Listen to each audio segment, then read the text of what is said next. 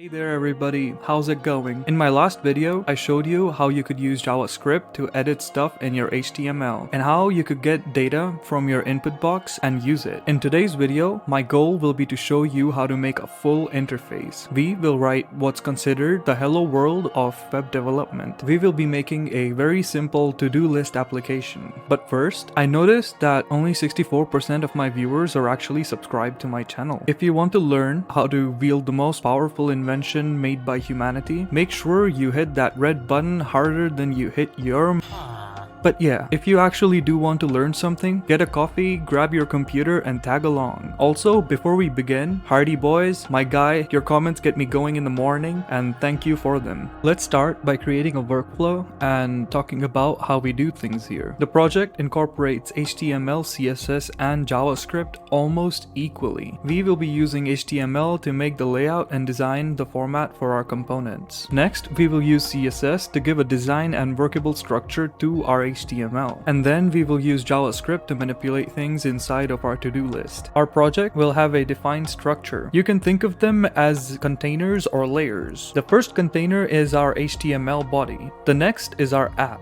In our app, we will have a to-do box. This will contain all the elements in our interface. There will be a title, a list, and an input box. The title will be used to tell our users that this is a to-do list application. The list will contain all the tasks our users will make, and the input box will be where our users can make the tasks. Going deeper, we need to think of all the things we want in our list. The primary thing will be, of course, the name of our task, but we need a way to delete or mark it complete, and so we will have a container with buttons that do things. For our input box, all we need in there is a text input and a button. With that out of the way, I want to explain a few things right off the bat that will help you understand what I'm doing even better. Starting with CSS.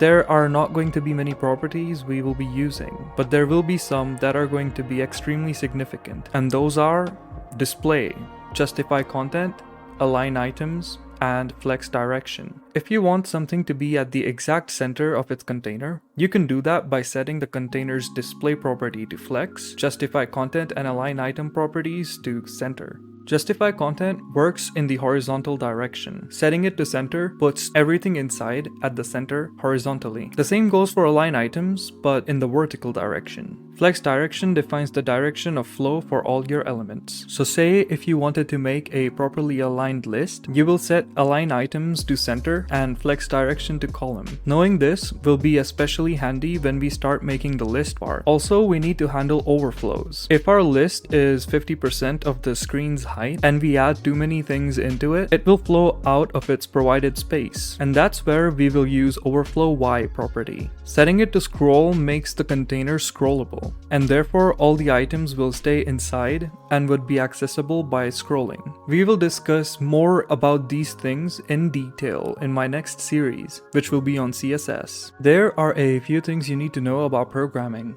Like, you need to be consistent with the way you write code. What does that mean? It means that if you're using upper camel case to name your variables, stick with that. Don't switch to lower camel case all of a sudden. Also, if there are pieces of code that repeat too many times or are way too long, turn them into functions. We will be using this method 2 times. The first will be for the getElementById method, and the other will be for the createElement method. We will make it into functions called id and create. The id function will give us a DOM element with the ID we specify, and the create function will give us a JavaScript made element we specify. Later on in this series, I will show you how you could make a JavaScript library that allows you to make a web page without using any HTML. Before we start with the code, my workflow will be making the HTML first, then adding CSS, and then sprinkling in some JavaScript. This will all be done in one page, and I will not look back to reference any part of my project, meaning I will make the HTML while keeping CSS and JavaScript in mind. In other words, I will write my HTML code in such a way that I don't need to change it in the future to fit my CSS or JavaScript. Also, I will use div tags to make the whole thing, except for the input part, and therefore I will refer to my containers with their class names. For example, the div with the class app will just be app, or the div with the class list will be called list. With that out of the way, start by making the layered structure I showed you a couple of minutes ago. Inside your body tag will be the app, and inside there will be the to-do box. Remember, these are class names. Now, inside the to-do box, put a title, a list, and an input box. What you see on the right is the output, but we are working with a clean slate. Start by putting something into your title, and make an input element inside your input box. Set its ID to input and placeholder to enter a task.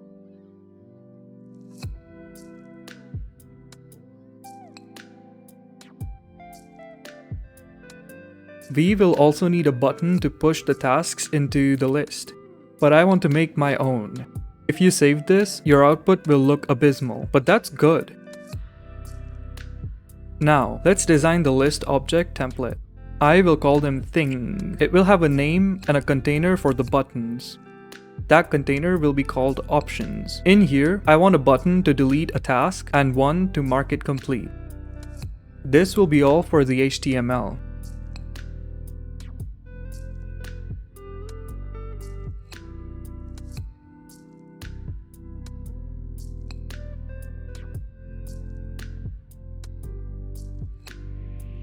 To start CSSing, in your head, make a style tag. First comes the body. Your browser provides your body with a default margin, but I don't want that, so set it to 0. I also want every word to follow the Arial font. Also, I want to give my body a darker background color than white. The app comes next. It will occupy the entire page. You can do that by setting its width to 100 VW and the height to 100 VH. The V stands for view and W and H are width and height. I also want everything to be at the center of my page. Do that by setting the display to flex, justify content and align items to center.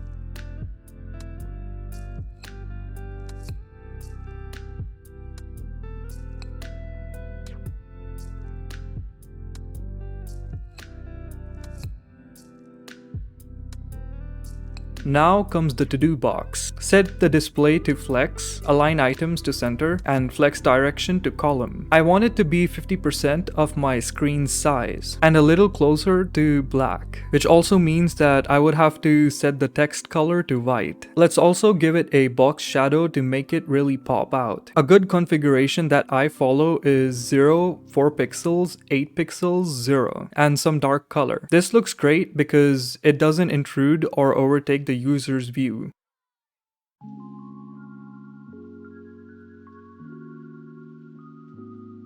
The first element inside our to-do box is the title. Let's give it a font size of 2 VW. Set the width to 100% and text align center.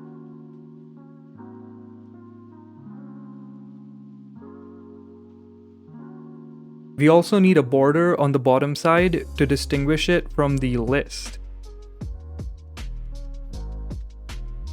and a lighter background color.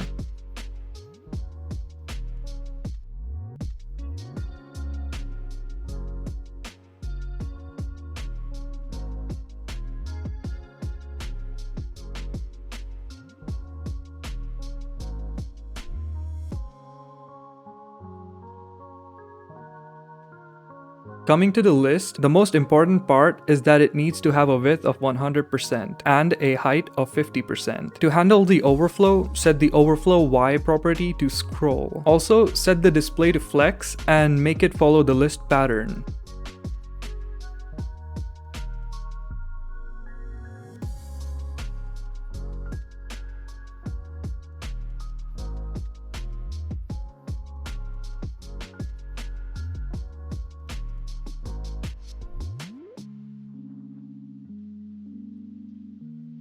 Once you save this, your project will start looking less bad.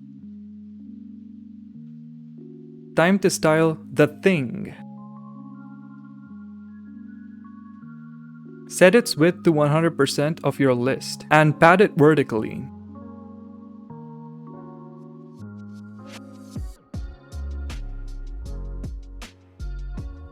Make the font size 1.5 VW and set the display to flex, justify content space between. This will put space between the name and the options.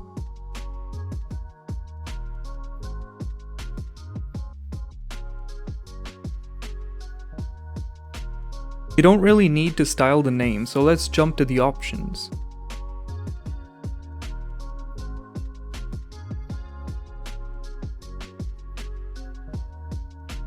Flex it and justify content to space evenly. This will make it look much better and give it a balanced spacing.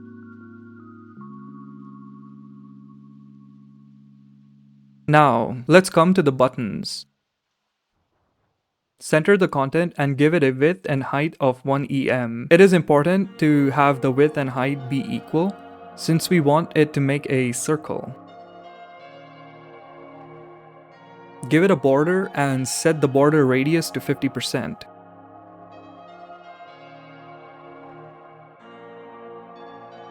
This is actually how you make a circle using HTML and CSS. Also, set the cursor to pointer as well.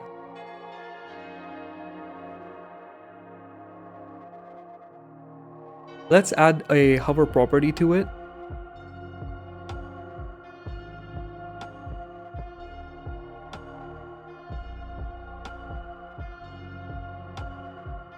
When we hover over it, I want the border and the background color to get lighter.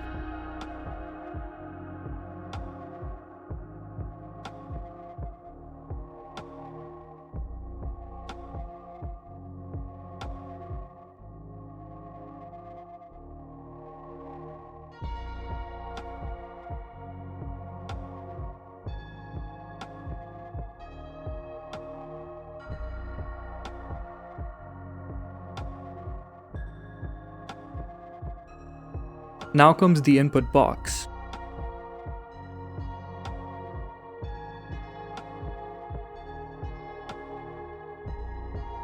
Again, the width needs to be 100%, but this time, set the display to grid, and grid template columns to 8FR and 2FR. This will make 2 grid boxes with 80% and 20% distribution.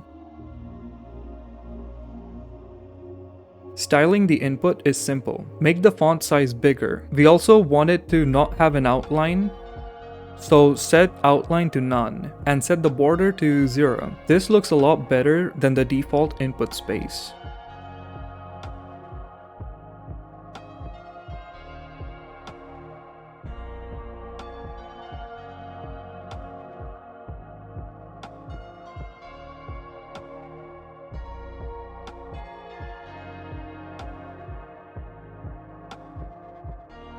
The push button will have a center alignment and a lighter color.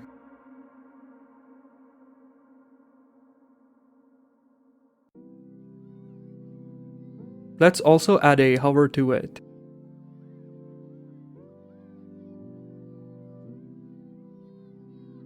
Setting a background color to slightly lighter should do the trick.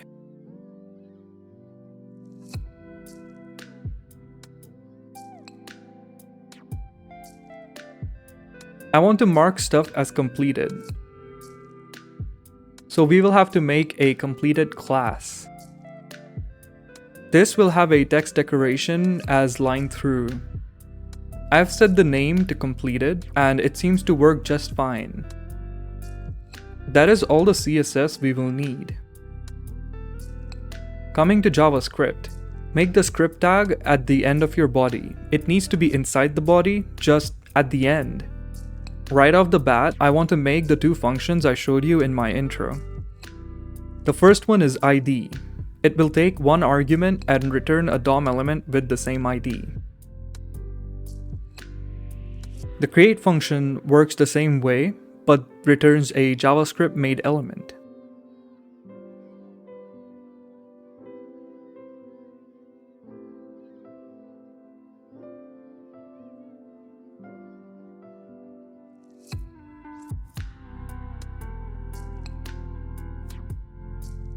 I want to simplify my workflow even further by making an INP variable for my input tag and an ls variable for my list tag.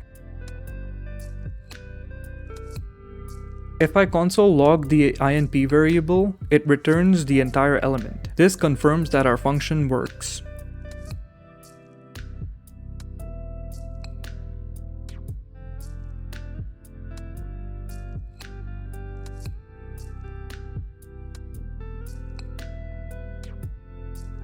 Before we proceed, set the onClick attribute for our push button to make thing.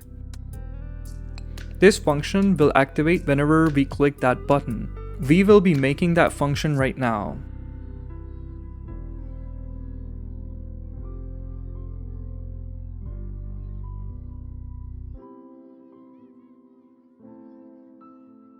Start by creating a variable called thing and set it to create div.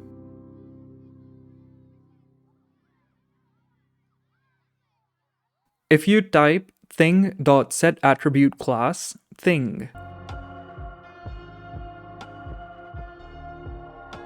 it will set the class of thing to thing. In the same fashion, create a name variable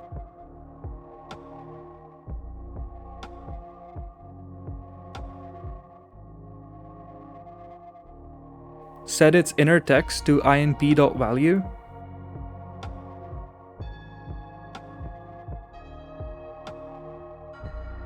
and its class to name.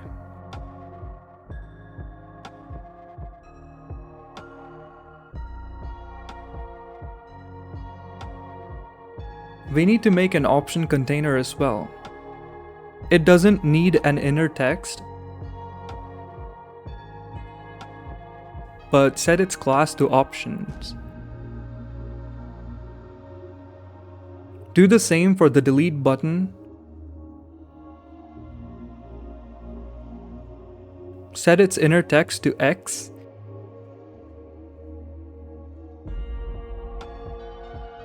and class to button.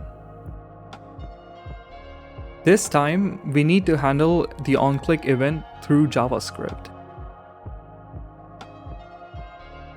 Do that by typing button1.onClick equals some function. I have copied and pasted button1 for button2 as well. Remember to change the variable name to button2 or something like that, and the inner text to C. Inside the button1 onClick event, if you type thing.remove, it will remove the thing element from our DOM tree. And if you type name.classlist.add completed, it will add the class completed to the name. The deal now is, we have made all these elements, but they don't exist in our DOM tree yet. So if you click the push button, it won't do anything. We need to put our elements into that tree. We will start by putting the buttons into the option container. To do that, type opt.appendChild btn1 and do it again for button 2.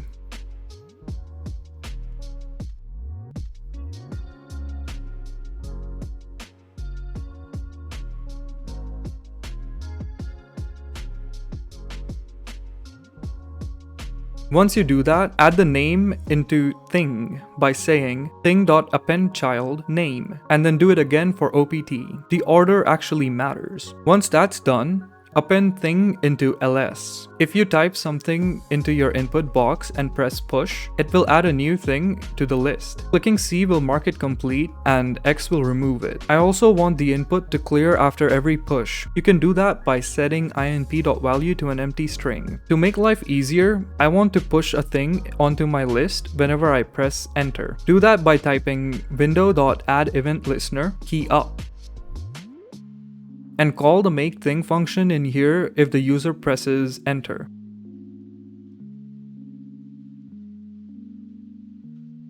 Now every time you press enter, it will add a thing. But I also not want a thing to be added if the input is empty.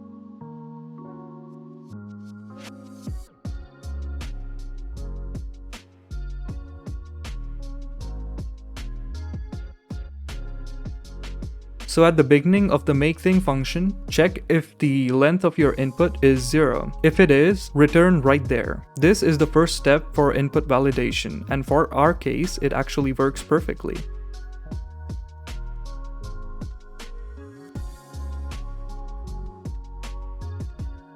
This will be the end of my video. If you followed through, leave a like and subscribe, because there will be more fun videos coming each week. If you have a suggestion, leave a comment, and if you think someone could benefit from watching my videos, share it with them. I would greatly appreciate that.